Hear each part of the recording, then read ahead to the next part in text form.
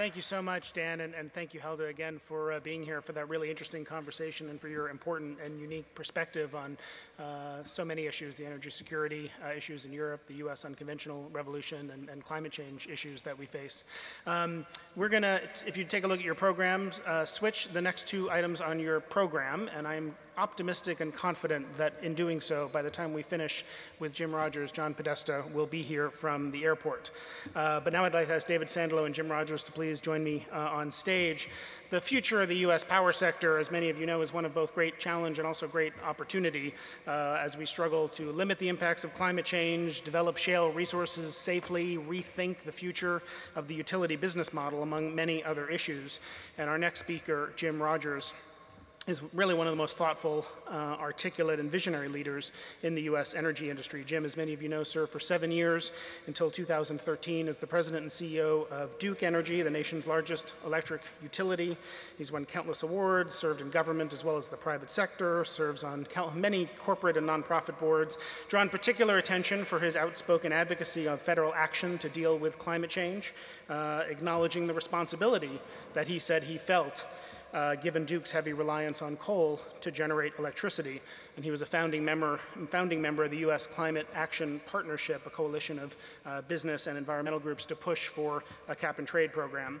His expertise extends far and wide beyond that, including serving on the advisory board for the UN Secretary General Sustainable Energy for All initiative. He's working on a book now on energy access in Africa. So few people are as well positioned as Jim to provide insights in a range of energy issues facing us today, and so I'm really grateful to Jim for taking the time to be with us and look forward to his conversation with David. Again, you have index cards. Please write your questions down. We'll collect them, and David will pose them to Jim. So please join me in welcoming to Columbia, Jim Rogers. So, thank you, Jason, and thank you, Jim, for being here. Jim, you've had a remarkably successful and distinguished career in the electric utility industry, and you can tell I'm going to be a very tough interviewer. I love the start. Yeah. But the utility industry that you grew up in is undergoing some very fundamental changes now. And there's a lot of commentary about the impact of distributed generation on the business model for utilities. Here in New York, the Public Service Commission just released a major report on this topic last week, and it's seeking comment on very fundamental changes to the way utilities are regulated. What do you see happening in the next 2 or 3 years in terms of utility business models, and in the next 10 years? I think as you look out, it's clear that we're on the cusp of significant change in our industry. And many of you would say, well, this is the most capital-intensive industry in the country. They build power plants that last 40 to 60 years. This industry doesn't move very fast. But a point I would make is that there's been a continuous erosion of utility monopoly in this country for over 30 years. If you look at the generation sector as a part of it, 19 states have moved to competitive markets and deregulated generation. You have renewable portfolio standards in 30 states. All of these undermine the utility monopoly. On the transmission side, you have the same erosion as we have RTOs or ISOs in 2/3 of the states in this country. And there, the decisions about the building and the operation of transmission is made by a regional organization. And now here in New York, they are focused on the distribution part of the business. And let me say that this change is technology-driven. You will see productivity gains in the generation of electricity as well as in the delivery of electricity. One of the classic issues we've had for many years is 8% line loss, plus or minus. There are technologies today that can reduce that to 2%. That would have a significant impact on emissions in this country if that happened. The third thing is, it's going to drive these fundamental changes is productivity gains in the use of electricity. That combination of things is going to make a big difference. 2 quick follow-on points to frame the issue. I'm asking y'all to look forward to 2050 with me. Now, some of you are saying, well, Rogers won't be around. He can easily predict that. I want you to know I will be around. My great-grandfather lived to be 104. I'll only be 103 then. So that I have a shot at it.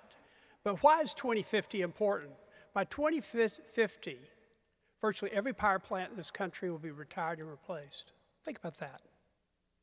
Today, 70% of our carbon-free electricity comes from nuclear units. Unless we extend the life of those nuclear units from 60 to 80 years, they'll all be shut down. And we're going to have a question is, do we replace them? Do we increase it? The question with respect to coal, I think at the end of the day, there'll be no new coal plants built over the next several decades, in part because CCS is too expensive. It's going to make it impossible to build.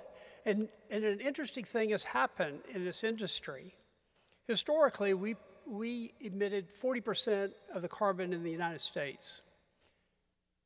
Because of shale gas, we emit much less than the 40%. And here is the paradigm change that most people in Washington have had trouble grasping. Historically, the cleaner the energy, the more expensive it is.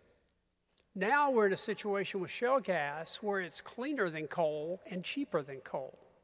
And as a consequence, gas-fired units are displacing many coal-fired units in this country, and that's why the emissions have come down. But the technology, and people underestimate the technological changes that are coming, whether it's solar on the rooftop, whether it's battery technology, or whether it's a simple example of Google buying Nest. They didn't buy it because Google wants to be in the thermostat business. They bought it because they're going to write the software and understand the algorithms of the use in every home.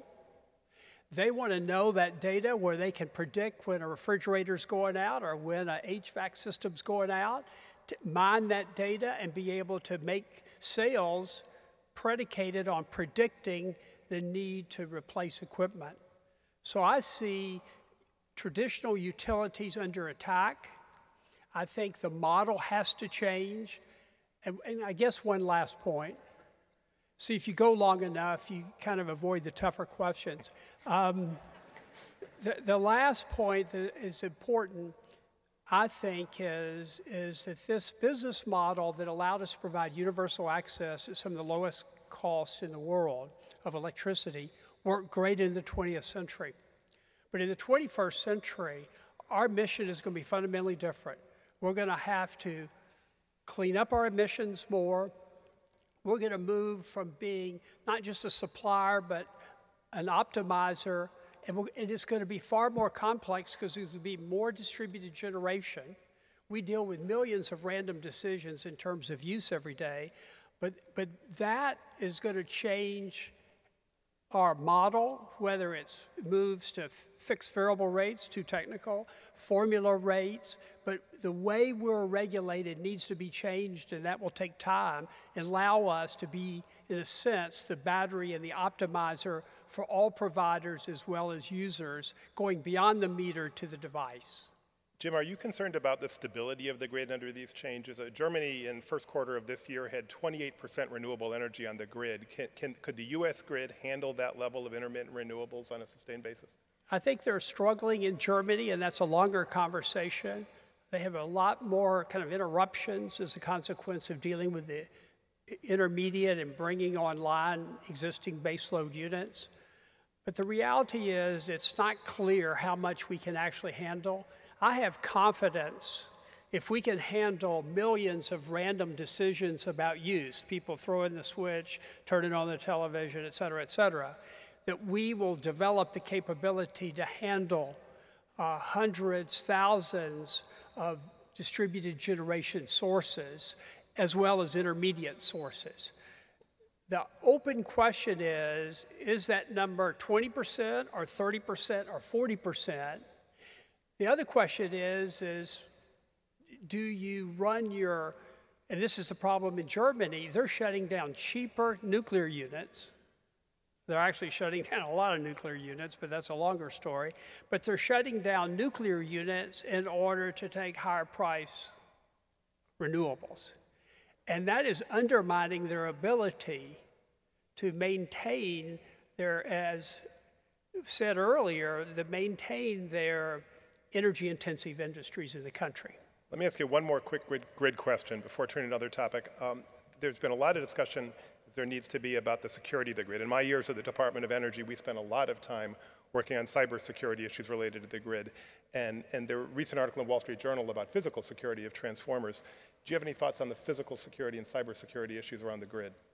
I think this is, if there's ever a reason to modernize the grid, to move from analog to digital, to think about how we can deploy microgrids in the future to island key facilities in the United States, it's now.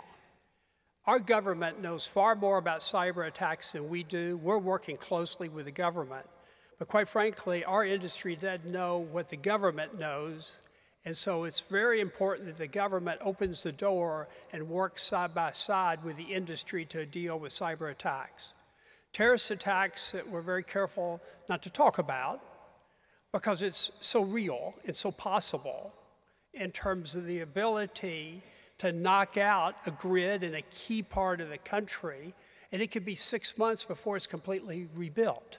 Now, we've taken some steps in terms of the storage of equipment to allow us to move fast to restore it, but virtually every substation in this country is designed a little differently, and so it's very difficult to maintain an inventory that will allow you to replace it if somebody knocks out a substation. We've built in redundancy with substations, but if you're smart, you knock out 4 or 5 substations, and you could bring down a part of New York where they won't have power for 6 months. Let me turn to another topic. It's been a big week on the issue of climate change, with the US government putting out a major report on the climate impacts that we've already seen here in this country and what's projected to happen. And President Obama has been talking to weather forecasters on the Today Show. I'm sure we're going to hear about this from John Podesta. You've been an outspoken leader on this topic, arguing both that climate change is real and that there are economic opportunities in addressing it. What do you see as the future of climate change regulation in the United States today? The National Climate Assessment that was just released, 300 scientists doing work over 4 years with peer review, has really confirmed what the IPCC has been saying. And we see it here, and we've made it real with this climate assessment of the United States.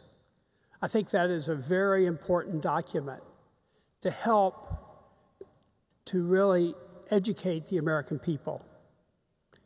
One of the biggest impediments to getting a political solution, said another way, to get a price on carbon, is the fact that, according to the Gallup polls, only about 1/3 of the people in this country believe it's a critical issue. Pew Center did a study that said only 40% of the people in this country believe it's a real issue. So this climate assessment will help educate people. But let me tell you what it tells me.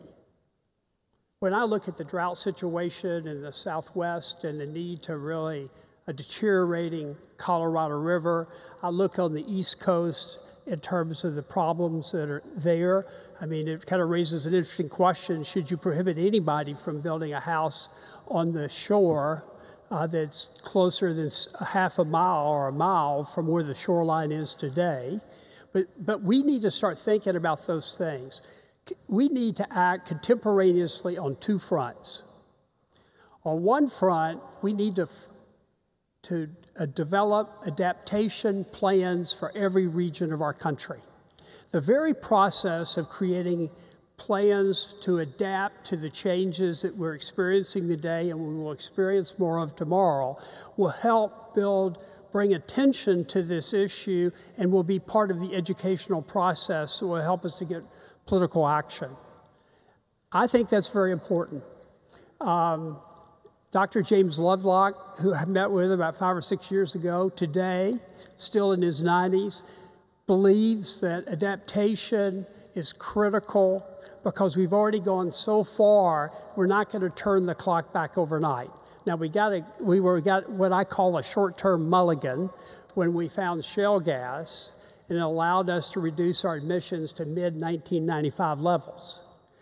But that's just, we shouldn't be too comfortable and confident of that fact. So on the one hand, we're building adaptation plans for different regions of the country. On the other hand, we need to put a price on carbon. That needs to get done. Now, I would argue for cap and trade and not carbon tax, and I'd debate that for a long time. But my belief is we need a price on carbon. That is very critical. And quite frankly, companies like ours that build power plants, when we study what to build, we always put a price on carbon in our modeling, a series of prices, so we know what the implications are in our decision going forward. Helge Lund expressed the same view, but was pessimistic about our prospects for actually getting there. Where are you on that? Optimistic, pessimistic? Helge, I kind of agree with this. It's a global problem. And my pessimism is not driven by the fact that the United States will get its act together around this issue. My pessimism comes from whether we can, I mean, the issues are quite different with developing countries and developed countries. There are issues with the ability to bring China on board, who historically lifted, I mean, it did an incredible thing by lifting 400 to 500 million people from poverty, but they did it by building a coal plant every week. And so that is not a solution going forward. To get a consensus worldwide, I think is, to stay with my golf analogy, is a long putt. So I share his pessimism on that. But to get our act together in the United States, I'm optimistic, because when people see this assessment, they start to build adaptation plans in different regions. They start changing the local laws to address these issues that are occurring. That will educate our people, mobilize people. And the other thing that Helge said that I really agree with, at the end of the day, shale gas was a technological innovation. There are many technologies being developed today that are going to reduce the carbon footprint of our country. We need to tighten our appliance standards. We need to tighten our building standards. 40% of our carbon comes from buildings. We need to tighten that, not just with new buildings, but with existing buildings. There is a lot we can do. Cities are doing it, states are doing it. We just can't get Washington to behave in a functional way with respect to this issue. Let's look abroad for a minute. I understand you are writing a book on energy poverty, Jim. Why? It's a story that really goes back to a time I spent in Kenya with 4 of my grandchildren, and part of being there was not just to do the typical safari, but to also visit many of the villages that are in Kenya, really to help my grandchildren have a sense of what life is like in other parts of the world. 3 of them live in California, and they need a lot of help. And so my point here is we were in one village, and there was a guy in Kenya, and not surprisingly, a young man had an Obama t-shirt on, but he also had a cell phone. But there was no electricity in the village. And I said, well, how do you charge that cell phone? He says, I walk 3 hours to charge the cell phone. And that got me started thinking about it, and I created a little foundation that's distributed about 50,000 solar lanterns that also charge cell phones. But then I stepped back and said, you know, that's just the first rung on the ladder. We got to do more. But we can't do what the Chinese did. They, quite frankly, don't have the economic capability to pay for coal plants and transmission and distribution as we know it in the United States and we know it in the developed world. So we need to look at a way forward. There's many efforts going on, but ultimately a microgrid approach with solar, with battery technologies, maybe use a little diesel generator, is going to be really a key to getting this done. There's lots of impediments. I mean, the kerosene industry is an impediment to bringing electricity to many of these villages. Other impediments are the government, the state-owned utilities often are an impediment to seeing that happen. So what I'm doing is trying to and nobody has really written a book that puts a spotlight on the problem, puts a spotlight on the efforts that are being made, which I would say, my judgment now is they're very fragmented and they vary from country to country. It's focused not just on Africa, but India and Indonesia and remote locations in Latin and Central America. And then lastly, I'm going to try to paint a way forward, a roadmap, the concept of impact investing, with the Brits have really developed more than we have in the United States in terms of how that can be used to build a business model that's sustainable. My last observation, David, is this. We do a great job of delivering vaccines to Africa. We do a great job of helping with water supply. But those siloed efforts are not sustainable until they have access to electricity. The only way they can have a sustainable future is to have access to electricity. Let me say it a different way, in a more provocative way, and I haven't really completely got my head around this thought. It is central to modern life. It's essential to be lifted from poverty to have access to electricity. And with access to electricity, you have access to the internet. And access to the internet, I believe, is essential to be lifted from poverty. The question really is this a right of every individual on the planet? A right, just like clean air or clean water, a right to have access to electricity as well as to the internet. And the last point I'd make is also for the US audience, we will do things with microgrids in Africa and India. They're being done today. We will learn, because that's a blank sheet of paper, that there is a concept I call reverse innovation that will allow us to take those developments, bring them back to the United States, and accelerate the modernization of our system to deal with the cyber attacks and the terrorist attacks that you suggested a few moments ago. I know you spent some time in China in the past few years and explored possible partnerships. And as you think about the energy poverty problem, do you see lessons from the Chinese experience over the past several decades? China's lifted hundreds of millions of people from poverty and has brought energy to hundreds of millions of people that didn't have it before. Are there lessons? Are there warnings? That's why I do think there are many lessons you can learn from what the Chinese did. I applaud what they did from the standpoint of lifting people from poverty. I think only now they recognize they have a huge environmental problem and they're in the process of cleaning it up. So I'm somewhat optimistic that they will clean up their emissions. The fact that they're building 29 nuclear stations tells me that they want 24/7 electricity with zero emissions of carbon to be able to replace some of those coal plants that they have, the older ones that have been built at earlier times. I also think that the Chinese they lead the world in solar panel production, they lead the world in wind turbine production, they're going to lead the world in the building of nuclear. All of them are carbon-free technologies.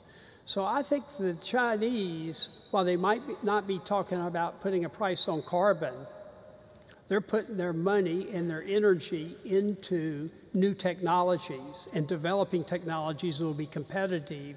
And I think that's the real difference that they're making. Maybe just come back to the United States for a minute, since you mentioned nuclear, and just get your thoughts on the nuclear industry here. Obviously, some challenges with cheap natural gas, but certainly an important source of carbon-free electricity. What do you see as the future of nuclear here in the United States, Jim? As I mentioned a moment ago, nuclear today is 70% of our carbon-free electricity. If you shut every nuclear plant, you made the decision that Germany made, and I think it's for a country that's really focused on reducing their emissions, to shut down nuclear plants with zero emissions and burn more coal from the United States. I'm sure the coal producers are excited about that decision, but it's not a good decision for the planet. It's not a good decision for the people in Germany or in Europe to do that. We're going to have to make some tough decisions. Do we extend the life from 60 to 80 years? I'm in the camp that believes probably not. I believe the new technology, like the AP1000, is a much better technology to be deployed. I also know that the Chinese have taken that technology and have negotiated the rights to build a more advanced technology called the CAP1400. That will be even a better technology, and they're going to be able to build the plants faster and cheaper than we're going to be able to do here. Plus, they're going to have the supply chain develop from the building of the ones that they're building. So I think if you're serious about climate, you got to be serious about deploying nuclear. And there is a growing momentum around that point of view. A lot of people in the 70s and 80s fought nuclear because of proliferation, but when you have the Chinese building so many and plants being built in the Middle East and Pakistan, I mean, they're built all over the world, this proliferation argument might have worked in the 70s, but doesn't work today. Jim, we got a few questions about education. Not surprising that since we're here at a university, and a couple people wonder about whether the utility industry today has the right type of graduates coming to it in order to staff them. Were you able to hire? And then we got some more targeted questions that I think may come from job seekers about what are you looking for? Any advice to the students here who might be looking for a job, say at Duke Energy or another major utility in the next year? What was not surprising but great for our industry is when the crisis of 2008 and 9, all of a sudden we were hiring a lot of smart people from universities that we hadn't been able to attract people from because they said, well, maybe banking isn't the perfect thing. And so they found their way into our industry. But the people that come to our company come with a mission. They don't just come because they want to be in a power company. They come because they want to change the world, and they know today is the time to do it with respect to the provision of electricity and doing it in an environmentally responsible way. So the people that we attract tend to want to work. I mean, we have a renewables business where we've spent Duke, I'm no longer Duke. 25 years as CEO, it's hard to kind of just flip it off in 3 months and say, I'm not there anymore. But Duke invested $3.5 billion in wind and solar. People that come to our company want to work in that part of the business. We have a chief technology officer who basically has looked at 700 different technologies, and we're experimenting with 5 different battery technologies, and we have the largest battery, a 36 megawatt battery at our wind farm in West Texas. Actually, the wind farm's called No Trees. If you were there, you'd understand why. And it's called that. But importantly, I think this is a perfect time to come into our industry because we have to shape public policy. We have to shape state policy. We have to have people that want to deploy new technologies, experiment with new technologies, and help develop new technologies for the future. And do you have any advice about the type of training that somebody should have looking for a job? Are you looking for engineers? Are you looking for finance people, lawyers? What type of skills are you looking for? All of the above. I mean, the reality is that we need engineers, but we need people that are not always solving for one right answer. Often engineers and finance people, and we have a lot in our company of both, often seek one right answer. The reality is, in a world of public policy, in a world of such change, there is a lot of ambiguity. And the ability to deal with the ambiguity and make the right business decisions, I think, is really the skill set we need. And that you can come from multiple disciplines. I mean, I'm a lawyer by training, and I wouldn't recommend that today, by the way. But as a lawyer, you know how to deal with ambiguity, and you're not always solving for one right answer, because there could be multiple answers. And quite frankly, the greatest business decision, Helge would say this also, the greatest business decisions are not black or white. There's a lot of ambiguity, and at the end of the day, there's some act of faith in the decision that you make. And I think that is really critical. Great, Jim. Final question. As you said, you've been retired for 3 months after 25 years of leadership in the industry. Any reflections on retirement? How is it? First of all, I don't use that word. I use reinvention. Good. I'm in my 5th reinvention. I was a newspaper reporter. I was a lawyer for a decade in and out of the government. I was in the power sector. I ran the largest gas pipeline network in the country. And now I'm on my 5th reinvent. And so I think the opportunities now are greater than any other time for this reinvention because of the changes that are occurring in the power sector and the demands of this next generation. People that are attending this college that want us to provide low-cost electricity in this country, but they want to do it in a clean way. And we need to solve that problem. Thank you, Jim. Please join me in giving Jim Rogers a big hand.